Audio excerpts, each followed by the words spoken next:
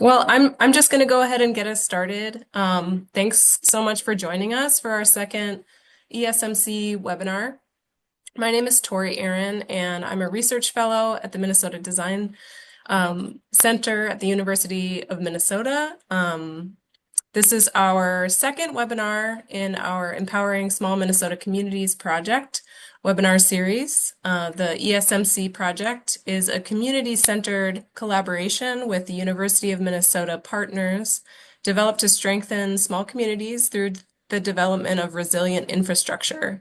This program support includes developing and strengthening project plans for long-term goals, laying groundwork for proposals, and funding opportunities for federal, local, and state investments. Through this webinar series, we want to provide communities involved or interested in ESMC programs with new and accessible perspectives on resilient infrastructure strategies. Our first webinar features stormwater infrastructure, and our second webinar aims to get us a sense of a community loyalty rewards program for achieving economic transformation. This webinar series aims to give us possibilities for examples from professionals in the field and help communities who face similar challenges share best practices and innovative solutions. So today we're joined by Joel Hodroff, Teresa Spaeth, Thomas Fisher, and Carrie Kirschbaum for the topic Achieving Economic Transformation Using Community Loyalty Rewards. This team is working collaboratively together to propose a community loyalty rewards pilot in Minnesota's Northwest region, beginning in Crookston, Minnesota. So we'll hear more about their initiative in just a minute, followed by an audience Q&A at the end of the hour. Please feel free to add your questions and comments in the chat during the presentation, and I will address them during the Q&A. And we'll also open up the webinar for video participation for the audience to engage in conversation with our speakers. So thanks again for being here. Tom Fisher, who is the director of the Minnesota Design Center and a participant in this initiative, is going to get us started. So I'll stop sharing my screen, and Tom, you can go ahead. Great. Thank you, Tori, and really appreciate the work that you've been doing to put all of these events together. I think they're really great opportunities for all of us. So as Tori said, this is part of the Empowering Small Minnesota Communities effort that we have going at the university. This was a allocation from the state legislature to the university to help smaller communities in some ways level the playing field in terms of their competitiveness for outside grants, be they federal grants, state grants, other funding opportunities. The idea here was that the university has the capacity to help communities write perhaps better proposals, more competitive proposals, has the staff to help with budgeting and all the other things that are required to go after these funds that often small communities don't have. And so the other idea behind it from the legislature was how could we be more efficient in the use of resources, and how can we really develop a strategy that would enable smaller communities to thrive socially and economically. And so the idea behind this webinar is to really introduce everybody to what we think is a really exciting idea around economic development. It's an idea that I personally have been interested in for a number of years. In fact, Joel Hodroff, who you'll hear from in a minute, and I have co-authored 2 chapters in economic books about this idea. And I think you'll find it as a way to think about sort of reviving and helping smaller communities thrive economically. I think it's a really powerful idea. This also came out of work that I had been doing looking at the impact that pandemics have on communities. I wrote a book about this back in 2022. And one of the lessons from that is that pandemics often create a lot of excess capacity. As we all know from the communities we're in, we have a lot of excess retail space. We have a lot of underutilized restaurants, we have a lot of underutilized office space. At the same time, many people are feeling financially squeezed and would like to be able to expand their purchasing power. And so there's both a greater need for this kind of economic activity as well as an excess capacity in our communities. And so this is an idea that sort of connects those two things, enables us to expand the purchasing power of people, enables us to absorb the excess capacity that exists in communities. And the third piece of it is it enables us to recognize the volunteer work that goes on in so many of our communities. There are many aspects of our neighborhoods where people are volunteering their time to tutor students in a school, to raise children, to clean up the local park, whatever the volunteer activity might be. And all of that goes uncompensated. And one of the ideas that I found very compelling about this idea is this is a way to actually recognize and in some ways reward all of that voluntary activity.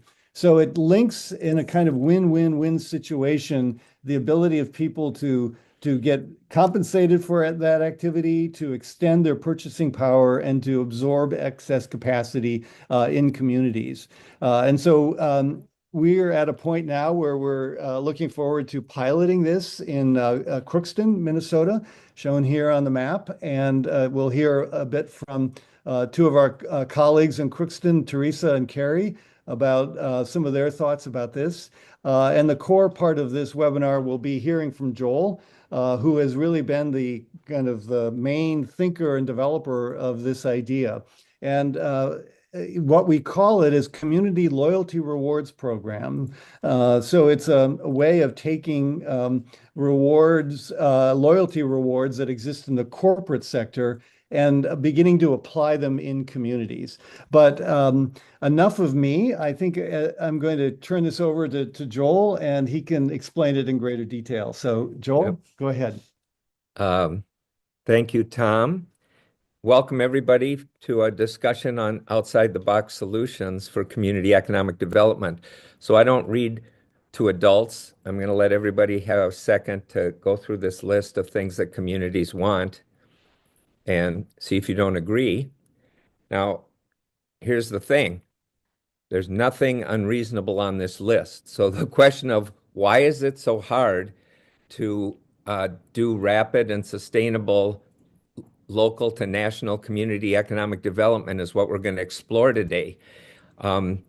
We say it's because economics and commerce confuse money and wealth. How can I prove it? Oh, bummer, lost a slide already. In 2008, the argument is $5 trillion in wealth disappeared. 8 million people lost their jobs. 6 million families lost their homes. We also know many people lost some or all of their life savings. Now, why did we not lose any wealth? Because what are the things that constitute wealth that communities need? Technology didn't crash in 2008. Human skill, knowledge, and creativity, people didn't wake up stupid, and that's why we had a crash. We didn't lose any of our infrastructure. We didn't lose any of our free and abundant renewable resources. We didn't lose any products and services. So when the focus is on the things that are only advancing, technology only advances human capabilities, global economic infrastructure, our ability to use free and abundant renewable resources, they're only advancing. We argue we should see an ever higher quality of life, ever shorter working hours, and ever less damage to the environment. We call this continuous economic improvement, and it should apply to every community. So the fact that we're short on money, but we're long on all the things that produce wealth, that's the outside the box thinking we're going to introduce today. So here's how simple it is. Merchants want more customers. Families need more purchasing power. Communities seek more economic development resources. That's why we invented money, right? To match these up. Where's the money? Let's start looking at where's the money. We argue competition and cooperation are out of balance. And a new currency that increases cooperation is exactly the solution we need. So what does that mean, that competition and cooperation out of balance? We're literally drowning in competition. Go into almost any grocery store, the aisles are filled with desirable groceries, but they're short on customers most of the day. Um, so uh, any type of business, shopping malls, auto dealerships, restaurants, as Tom mentioned. College desks are empty more than they're full. I mean, we're living in kind of a crazy world where merchants want to sell these things, and it's public, private, and nonprofit. It could be um, the YWCA as an example of a nonprofit gym. There's also public gyms. We have all this public, private, nonprofit colleges, schools, and we're short on money to distribute their goods and services to people who need it. Now, history teaches us something that gives us a lot of confidence. There's an accelerating pace of business and social evolution, and it's often driven by new generations of money made possible by new generations of technology. So barter and gold coins ran the industrial era 3 to 5 thousand years. Gold coins made possible by smelting and metal casting. Paper currency and checks ran the industrial era, made possible by printing. Credit cards and e-commerce have run the high-tech era and made possible by computers, plastics, the internet. So our solution could be here very rapidly. And what's the solution? Bring competition and cooperation back into balance. That means people will get more purchasing power, merchants will get more customers, communities get new economic development resources. That's why we say it's not rocket science. It's what's been happening all through history, and it's right at our fingertips with the technology that we're going to describe to you next. Now, here's what's also interesting. Many innovations are just built from existing parts, and so is ours. If I took wheels from wagons and bicycles, gears from industrial machines, engines and fuels from locomotives, and cushy seats from carriages, what could I put together that the world had never seen? You bet, an automobile. And it can happen in exactly the same manner. And in fact, it can happen fast. The 3,000-year-old paradigm humans will never fly ended in 8 seconds and 120 feet at Kitty Hawk. So paradigms can shift quickly. How do we mobilize all this underutilized business capacity? I keep repeating, we can turn competition into cooperation, and I'll show you how and why. I'm going to give 3 examples of existing business models that are all competitive that our system makes cooperative. What did the sharing economy do? In just 2 years, building their own technology every step of the way, they took the tiniest amount of excess capacity, an empty room in someone's home or an idle car and driver, and turned it into millions of jobs and billions of dollars worth of new wealth. Now, because it was competitive, what happened in the industry? Hotels, motels, and their employees took the hit from Airbnb. Cab drivers, limo drivers, and their companies took the hit from Uber and Lyft. So, extraordinary innovation, amazing economic growth, all filtered through win-lose competition over money. Now think about employee benefits. Really good example.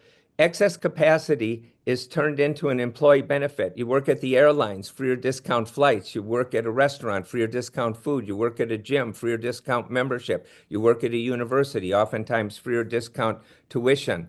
So that doesn't even require a token or a form of money. That's just a way of distributing excess capacity, but it's always done competitively. So what you're going to see is we're going to pool all this excess capacity from all these different employers into what we call a virtual business community wealth ledger or virtual warehouse, and it'll make it a cooperative proposition rather than competitive. Now, the last that's very relevant, loyalty rewards are also backed by excess business capacity, or you wouldn't see loyalty rewards. Frequent flyer miles backed by empty airline seats, Starbucks points backed by extra coffee, Hilton honors backed by empty motel rooms. Now, why do we call this a ledger currency, and why are we introducing a ledger currency? Because Loyalty reward programs run on ledgers. The rewards are issued, redeemed, and taken off the books. So that's a ledger process. Why is that important? Ledgers don't crash. Ledgers don't have inflation and recession. You can't run out of ledger entries the way we're always running out of money. um, there's no such thing as investing ledger entries for interest or loaning them for interest rather, or investing them for dividends. So all the problems we have with money are not problems associated with ledgers. They're associated with tokens. And that's the interesting thing about cryptocurrency. It's just one more competitive token. It's more like a poker chip. You buy a bunch of it for cash, hoping to cash it out at the end of the day and make a killing. But that's a token. That's not a ledger entry. You can't do that with ledger entries. So we say underutilized business capacity from across the economy backs community loyalty rewards. We're done with backing money with gold. Now it's only backed by government promises, right? But what's the government promising? To issue more money if there's a problem with the money. That's not a very strong promise. So what do? We go across the economy, we contract with merchants on what you'll learn about is called a dual currency contract, where we contract on a dual currency basis so that there's enough cash in the deal to always be a profit for the merchant and enough new money in the deal to carry us somewhere new. So these are just examples. There's excess capacity everywhere. Why? Because if any business is doing well or any 10 businesses are doing well, dozens of competitors jump in for a piece of the action. Now, this is some new economics. Some people will get it, some won't. But believe me, you wouldn't have understood the internet before it was built. You wouldn't have understood e-commerce before it was built. We're looking for early adopters. That's what gets things into the world. It's a theory out of the book Lean Startup. Minimum viable product and early adopters. There's so many things that community loyalty rewards can grow up to do, but they're not going to be talked about in this. I actually think it's the source of world peace and sustainable economic development, but that's for another slideshow, folks. So a community loyalty reward dollar equals a dollar in purchasing power. We're keeping it simple. It's not like $10 and 0.007943 Bitcoin, all right? It's as simple as a combination of dollars and pesos or dollars and pounds or whatever, but it doesn't even need a currency exchange. We're doing the work for you. Imagine a $20 restaurant meal costing 12 cash and 8 community loyalty rewards. Why is that profitable? Because just like 2-for-1 dining, senior discount, happy hour, student discount, it's taking excess capacity and making a profit despite a discount. Similarly, now here's the important thing that we're talking about here. The marginal cost of production for a bunch of extra meals is much less than $20. That's why these formulas work. 2-for-1 dining, senior discount. But notice that there's always restrictions attached so you don't disrupt a company's main source of revenue. So 2-for-1 dining, no Friday or Saturday night. Student discount, must have student ID. Senior discount before 5:30 and after 7. Similarly, $20 YWCA pass just costs a hot shower and a towel. So $6 cash means the YWCA is making as much money off of their sale as the restaurant is off of theirs. So the power of the marginal cost of production is the power of merchants profiting from their excess capacity. And they do a lot of things. They do employee benefits, loyalty rewards, discounts, barter, donations to the community for a tax write-off, but none of this solves our economic problems because it's all inside the world of competitive economics. All right. I'm only going to use 20 minutes and I have 8 left. Let me walk you through the whole system. Program sponsors are the people who report the rewardable activities of those participating. Now, we say community organizations, religious groups sponsor their volunteers, but that's not all. Schools sponsor their students. Employers sponsor their employees. The government sponsors people on Social Security and people on welfare. So this is an existing infrastructure we're going to ride the rails of. And believe me, when this money shows up on the scene, lots of people will want to jump in. I just described how it works for merchants. They set the ratio of dollars to community loyalty rewards, and they set any needed restrictions. And as I mentioned, one of the most important incentives for merchants, all of their employees get community loyalty rewards. Members sign up. It could be online. It could be through the sponsor to join the program. They designate a US dollar source. This is critical. Everybody has to put a credit card, a debit card, Venmo, PayPal into the sign up because every transaction is a dual currency transaction. Similarly to how they go out either online or into retail businesses and make purchases, yes, of course, this is going to require some new technology, especially in the competitive tangle of thousands of competing ways to make payments either online or in a store. But again, these are the hurdles that are easily surmounted with today's technology. Also, they choose what's called an organization to receive an affinity donation. That's just like the Sierra Club Visa, where every time you use the Sierra Club Visa, Sierra Club gets a 1% fee from Visa. So the last of this is the transactions are settled like all other electronic transactions. The payment covers system operating costs, standard transaction fees, and what's variable is the cash portion and the loyalty rewards portion. There's a lot of thin margin things like groceries or Home Depot appliances. That's okay. There's still enough room with the marginal cost of production for everybody to benefit. So why do we say everybody wins? Families and communities prosper from new wealth, youth, it's a hope for a better future. And young people, like with Concerts for the Environment, carried everything green from the fringy food co-ops to the mainstream because it started in Minnesota with Kenny Loggins, Dave Matthews Band, U2, and overnight it was scaling to millions and millions of participants, Live Aid, Farm Aid, Band Aid, Hands Across America. The young people might not even know that phenomenon, but we old folks, we lived through it. Go watch Bohemian Rhapsody if you want to see it again. All right, so merchants profit not only on their sales and their free employee benefits, they create extraordinary community goodwill. Disparities close. There's no argument over who's going to come out ahead because everybody rises together. And this is going to get us past left versus right. I could do a whole slideshow on for the conservatives. No higher taxes, no deeper debt, no redistribution of wealth schemes. It's business-led, market-based, and profit-driven. But well, if it's all that for conservatives, what is it for liberals, radicals, and greens? It's immediate, not trickle down. It's equitable, and there's no need for traditional economic growth. In fact, we're going to introduce an era of degrowth so everybody has higher quality of life, shorter working hours, less damage to the environment.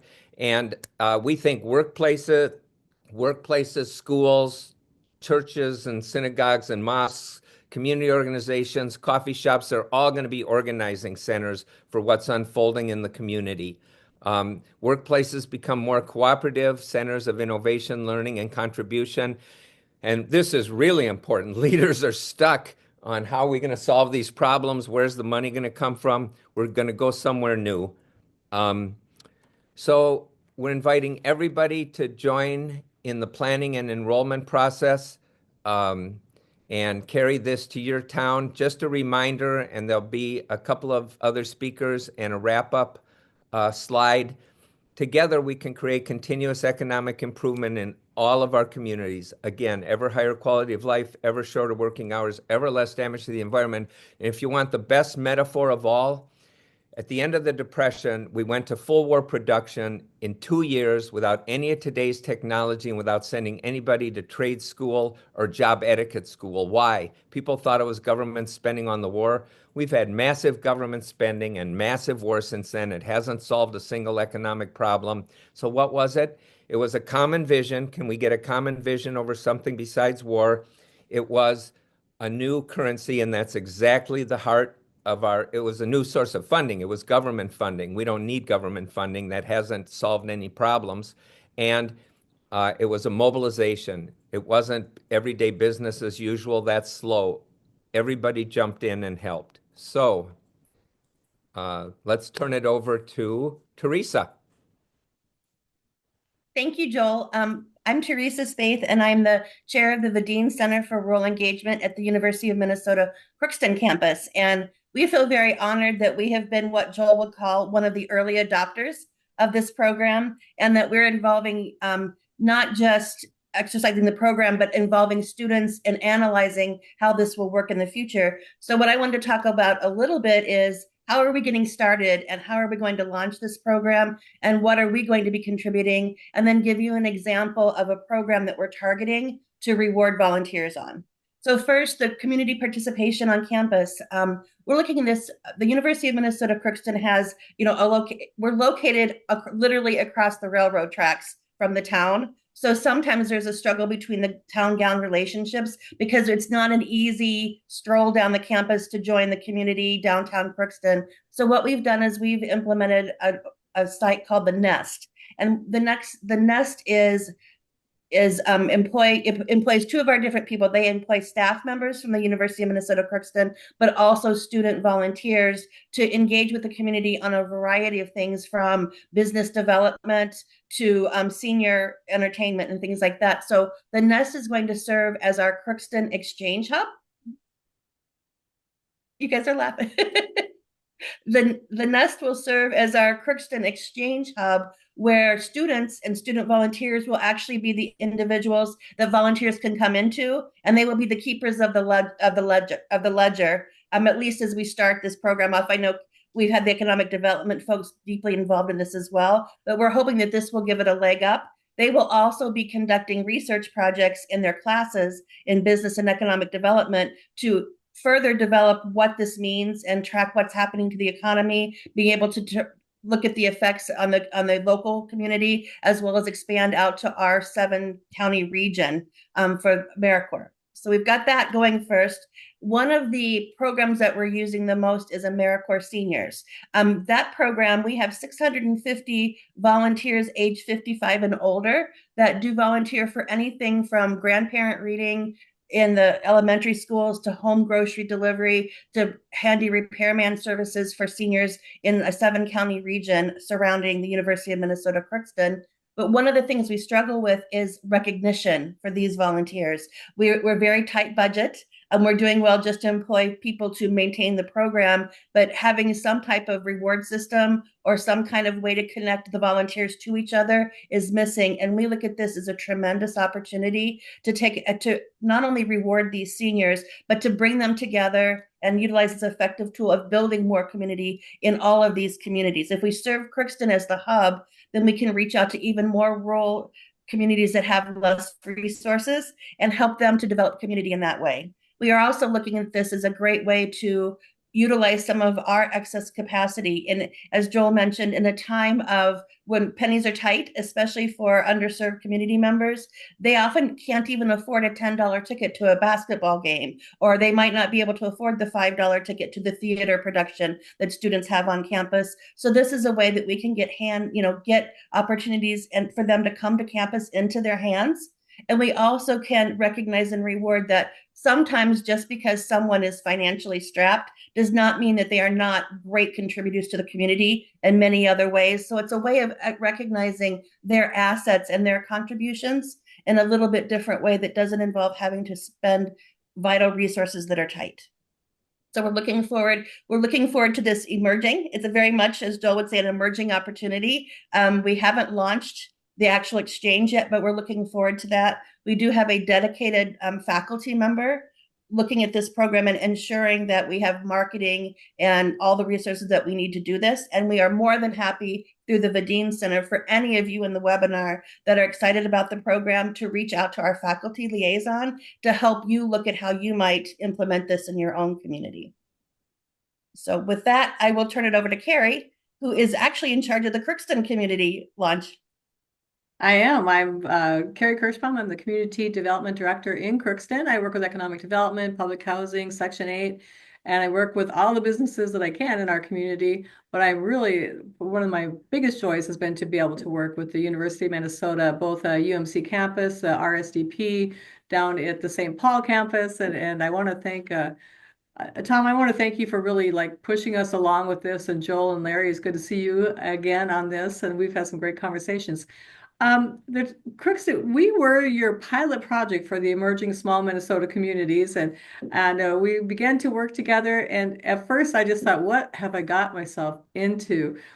Because I'm trying to build roads, and you guys are over here with these big ideas, and as I was gone for about 30 years and moved back to Minnesota in 2010. And one of the things I had forgotten, because you're in the world of cities, I forgot how wonderful our volunteers, that everything happens by communities who volunteer, whether it's your grandma, the Sunday school teacher, the bus driver, the snowplow person, it doesn't matter. Everybody's a volunteer. And my husband, being from California and from the LA, was shocked at the power of the volunteers, and that the mayor was plowing the road, and the vice mayor was mowing the yard at the park, and he fell in love with the community. We ended up staying here. And so the biggest thing I would say is our volunteers, absolutely, when you say you want to recognize our volunteers, coming back into the area, you don't even realize how valuable they are until you've been in an area where they don't exist. So as a city or as an EDA, we want to help to facilitate the partnerships, to continue to build on our partnerships with the University of Minnesota, to continue to acknowledge our volunteers and to help to say thank you to them in any way we can. And I really appreciate Teresa's, the Medine Center has been invaluable in a lot of the projects I've been working on here in Crookston. We want to keep fostering those relationships, connecting our retail people, our schools, to help some of our business realize there is hope for other ways, to subsidize their income, because they're all struggling too. So this is a great opportunity. The promotion and awareness, I'm glad to partner with everybody. That would be a heavy lift on our own, but if we're all saying the same thing and the message is clear, we can get the message out there, begin to work with the local businesses. I think we're going to discover things that we didn't even know we were going to discover when we start working with connecting our volunteers to businesses. And then when I look at the policy alignment, of course, staying in line with what you're thinking and helping to be the bridge to communicate to our city government, county governments, to communicate what our policies should look like to better align ourselves and for the prosperity of our community. And of course, ultimately is for sustainability and growth, because we have to continue to collaborate. The Emerging Small Minnesota Communities Project helped us to begin to create strong partnerships, and we've been meeting together now for almost a year, and relationships have begun, and trust has begun to be built. And I think those are the really critical components to that. In the communities, when you're in these small communities, they already know each other, and they either trust each other or they distrust each other, right? Because they have like 30-year histories, and they got in a fight in 5th grade and now they're in their 80s, right? But nevertheless, they know the character and the integrity of each person. And I'm excited to be able to capitalize on that. I'm most excited to be able to help to continue to partner with with the university and all your different components, and to bring all the knowledge and the access to the wealth of knowledge, and now with this program, into our community, and to continue to have sustainable growth and in partnership with University of Minnesota. So thank you guys so much for this opportunity, and thank you for choosing us for the Emerging Small Minnesota Communities project to get you kicked off. Thanks, Carrie. So just a quick wrap-up slide, and I want to promise two things. One is that volunteerism and students are really the minimum in the minimum viable product. So you've heard me talk about employee benefits. You've heard me talk about new funding for all kinds of economic development. That's what this can grow up to be, but it has to catch on somewhere, like Uber and Lyft and Airbnb had one passenger in the first car and a few people staying on the floor of the first apartment. The other thing I want to promise is that when we release the video from this, we'll play my talking at about half speed. So anyway, we suggest that when the right anchor partners come together, a project can really take off. We want you all getting in touch either with our organization through me on LinkedIn, or email me, or through the Design Center, or through the Vaden Center, or through the City of Crookston. I mean, it's really getting exciting how quickly this is catching on. So that's what we had.